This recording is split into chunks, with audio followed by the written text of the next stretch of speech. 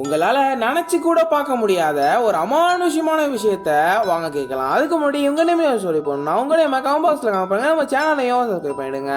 கீர்த்தி அப்படிங்கிற பொண்ணுக்கு அவளோட ஃப்ரெண்ட் பர்த்டே அன்னைக்கு ஒரு கிஃப்டை கொடுக்குறா. அது என்னன்னா ஒரு பென். அந்த பென் பார்க்க ரொம்ப அழகா இருக்கு. சில்வர் கலர்ல பார்க்க அட்ராக்டிவா இருக்குது. அந்த பெண்ணை கொடுத்த நேரமா என்னன்னு தெரியல.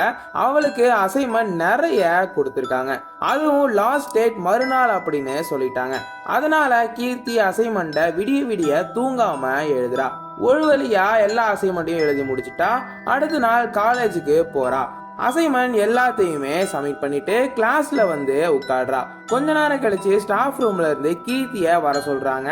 கீர்த்தியும் போறா. அப்படி போன அவளுக்கு ஒரு பேரதிர்ச்சி காத்திருந்தது. என்னன்னா அவ எழுதின அசைன்மெண்ட் எல்லாமே ரத்தத்தால எழுதின லெட்டர்ஸா இருக்குது. அதை திருத்தின ஸ்டாஃபுக்கு விரல் அழுகி போயிட்டு